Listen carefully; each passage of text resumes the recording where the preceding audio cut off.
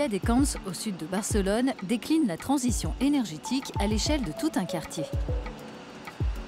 La ville a lancé le projet européen Villawatt, qui a d'abord concerné le district populaire de Montserratina, où la plupart des immeubles, construits dans les années 70, n'étaient pas suffisamment isolés, entraînant des déperditions d'énergie. Le logement de Francisca, par exemple, a été rénové. Malgré le retard pris par les travaux en raison de la pandémie, elle se dit satisfaite. En hiver, on remarque qu'il ne fait plus si froid et en été, il ne fait plus si chaud. Et puis au niveau phonique, c'est aussi très perceptible puisque toutes les fenêtres sont isolées thermiquement, donc on entend la différence. Le coordinateur de Villawatt nous explique que les fenêtres, portes et stores ont été changés dans 3 immeubles d'habitation qui ont été tous isolés par l'intérieur et l'extérieur et munis de panneaux photovoltaïques. Ils sont ainsi devenus des communautés énergétiques capables de partager leur production avec d'autres.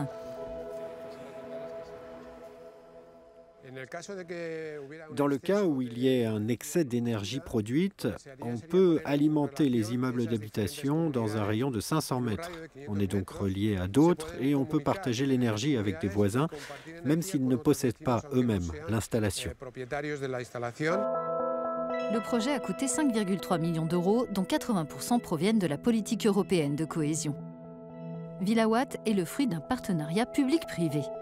Près de 600 habitants bénéficient déjà de l'offre verte de l'opérateur énergétique local créé pour l'occasion.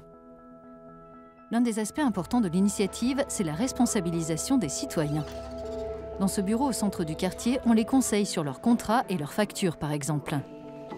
Les habitants comme les entreprises impliquées ont aussi leur mot à dire lors du processus de mise en œuvre du projet. Ils sont aussi récompensés pour leur implication, les économies d'énergie réalisées, et le projet a permis de faire baisser la consommation de 30% en moyenne, sont ensuite transformés en une monnaie virtuelle, appelée Villawatt elle aussi, qui peut être utilisée dans plus de 400 commerces de la ville, comme ce magasin de vêtements et accessoires pour bébés.